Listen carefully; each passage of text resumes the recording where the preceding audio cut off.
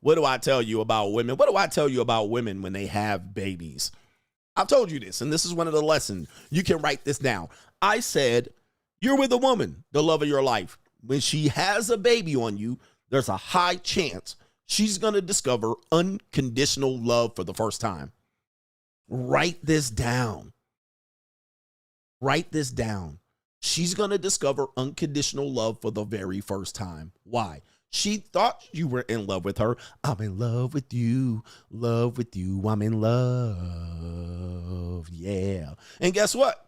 She has a baby. And she will find out what real love is. And typically, because there's an attachment to women, women think they create babies. They don't. They incubate babies. I create babies. I put babies in you. I am the spark of life. You're a fucking empty egg. All right. Until I nut in you, and then the spark of life enters the egg, and then you incubate a baby for me automatically. You don't even have to think about it. You wake up, and the baby just incubates in your body. A very, very miraculous thing. However, science has basically diminished the importance of women and basically elevated the importance of men in baby creation. Allah, take away the rights of the dad. Allah, he has to pay child support. He really is the creator of life. I am the creator of life. I am see God Allah. I am God on earth. I am the King of Kings. I'm the Lord of Lords of that woman. All right. But at the end of the day, what happens is because she incubates this baby and feeds this baby through her, you know what I'm talking about. Her umbilical cord, the baby's survival hinges on this woman. All right. And you are the supporter of this woman as she incubates and nests and does all this shit to hatch the egg. What'll happen is she develops an undying attachment to that child. This is why a lot of women will become codependent and have undying attachments to their children. This is why it's very rare for women to abandon their children. It's not as rare for men to abandon their children.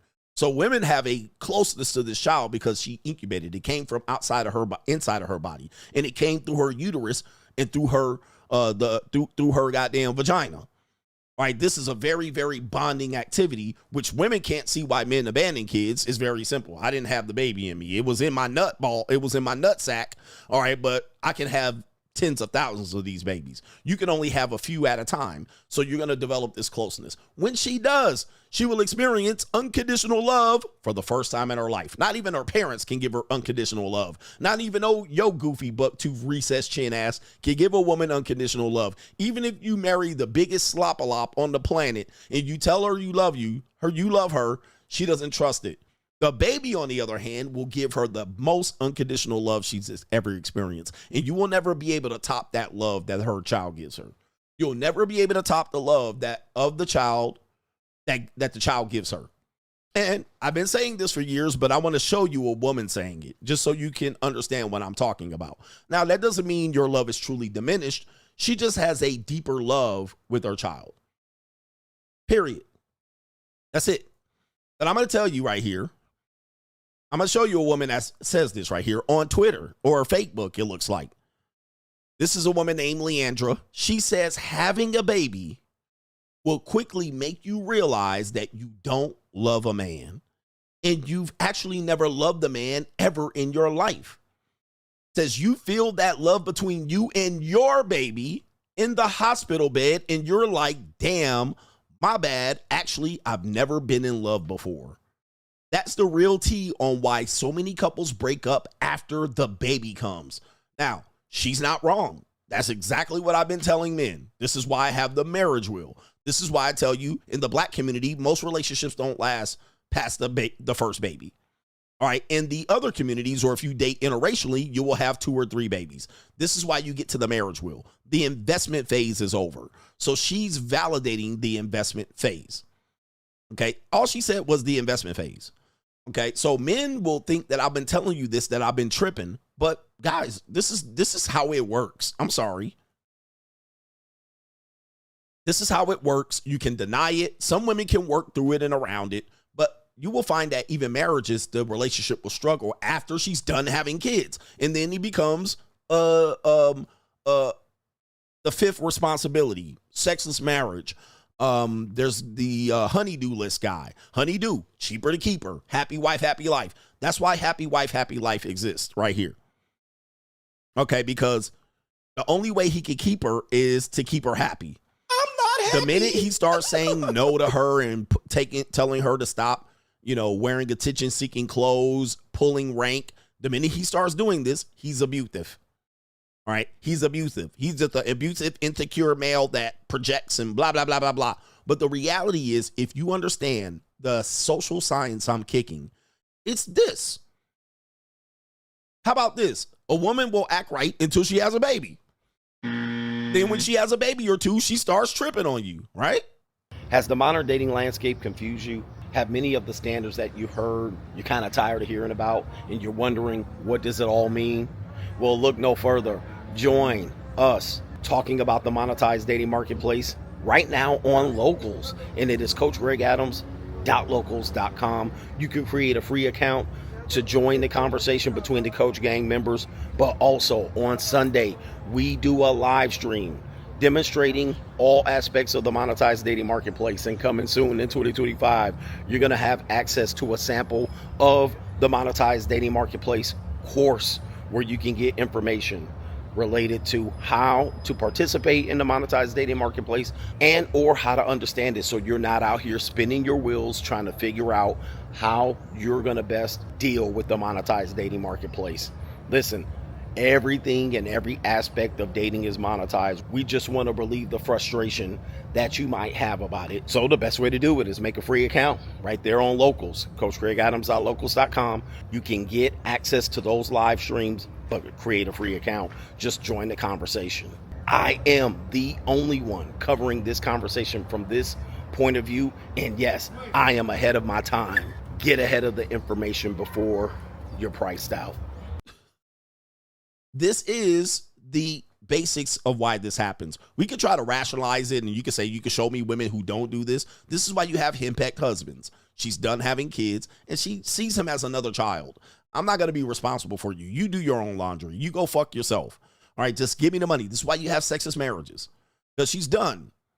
I'm done hatching these babies. By the way, in the olden times, in the times of where Homo erectus, pause, men didn't stick around very long with families. This idea of staying together for love and forever is a new idea. All right. It's a very new romantic idea that today is hard for us to do it because we have so many reasons to get a woman out of this. But the days of a men staying with women, men only normally stay with women in families until the child was self-sufficient, or at least could work in the field or could survive. Men didn't just stick around and stick around and stick around, and then when the kids got older and left, the nigga just stuck around with her. This is a new idea. All right, this is an idea based on romance, possibly religion, and it's not a new idea. It's not an old idea. Most people didn't stick around with some bitch, some wife, and she 40 and 50 and 60, titty sagging, and he just there. I love you. I love you more than them 24-year-olds. He ain't. That's new. Most men fucked, had a kid. The kid can wipe his ass close to it with some fucking leaves. They can eat and hunt and motherfucking gather shit and pick apples and put it in a bucket. And the nigga was gone. He was gone. My man said, how is that new? Bro, most people was dead at 35. Nigga, that's how new it is. Okay, most people was motherfucking dead by 35 before the titties started sagging. Most people caught the gout, famine, died in disease, war. Niggas didn't sit up there to 80 and 90. I know y'all think Bible age is real, but that's neither here nor there. People was literally gone, dead as a doorknob by 50. And that's recent fucking history. So the idea of staying together forever was to like 55, 35 tops. Most of y'all was blown to fucking smithereens. You got fucking conquered. You got shot in the war, scurvy, diarrhea killed your ass. You got diarrhea one time. Shit and water out your ass, dead as a doorknob. You understand? So people didn't stay together till 80, 90, all the way through World War II and shit like this. People was dead. That's why it's a new idea to just stick around forever and forever until we die. Okay? Most people didn't have this ability to last longer than 50 years. Okay? Today, we last to 80 and 90, and then we stay together and celebrate our 50th anniversary. You know what I mean? The bubonic plague used to wipe the fuck out of you. A plague in general.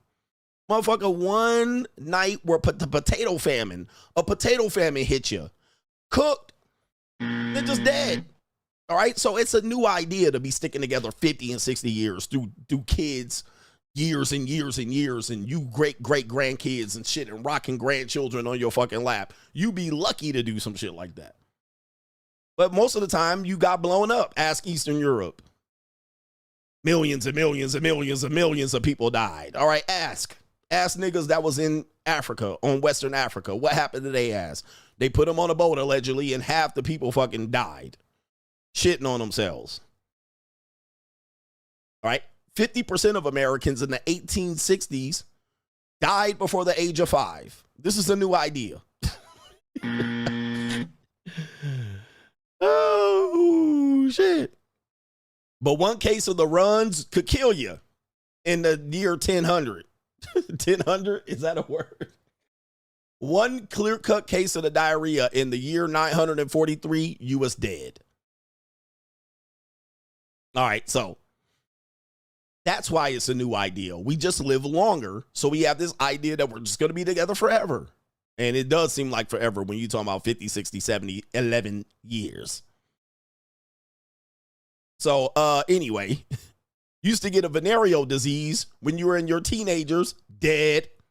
Used to die from it and go crazy. So these are new ideas that we try to apply to old ideas. The reality is that we just have this idea that we have to come to understand what this woman is trying to say. Women experience real love when they have children. When they have children, they have unconditional love. And many times what will happen is she'll just get rid of the guy. All right, the guy got to go. He's just another responsibility. So you start asking her to cook and clean and what's for dinner, honey? Well, if she has a degree, she's employable, a career, she can make $60,000 a year, you're out of there. You ain't going to make more demands on her, even though she has a child. The child doesn't care. I always tell the story in this scope. This is part of the main event. I had a relative that had a child at 12. All right, she got knocked up. I don't know the whole story. I didn't ask. But the parents at the time didn't know she was knocked up. And she delivered the child, all right, in an emergency. And it was like, whoa. Now, love these people in my family. But since she did, I wasn't around them very much because I lived away from them for many years. But I went to go visit them every now and then.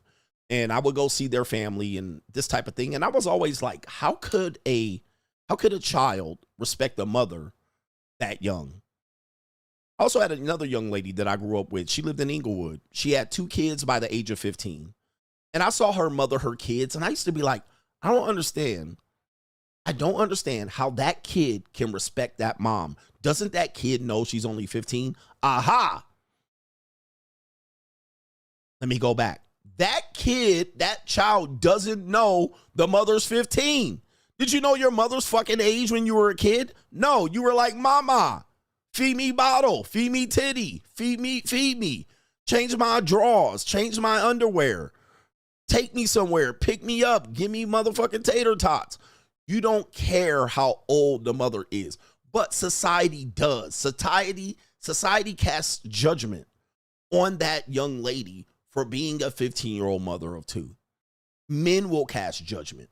Okay, schools, churches, everybody casts judgment, but that child does not. That child doesn't care that the mother was 12. The child will never care that the mother had her at 12 or him.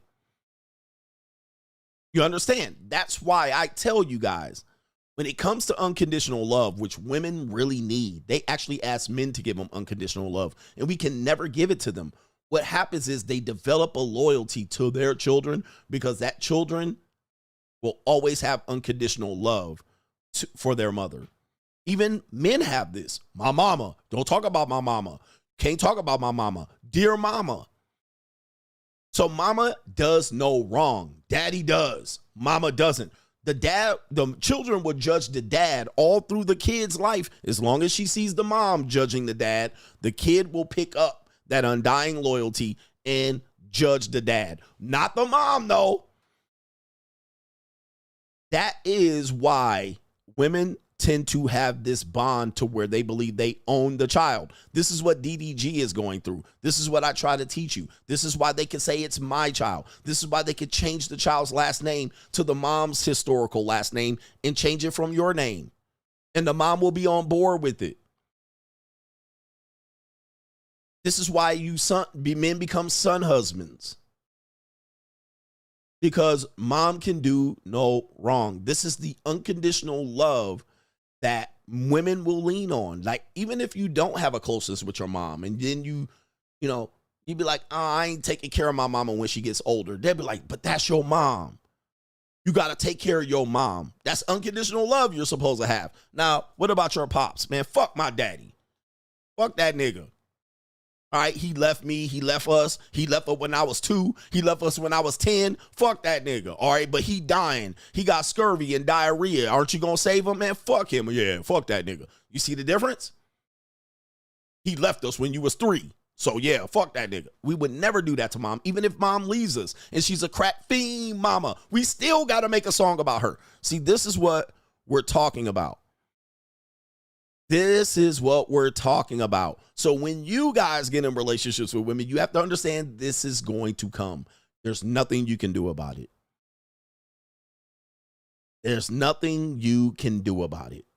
This is why we do have people who support Haley Bailey in this DDG situation.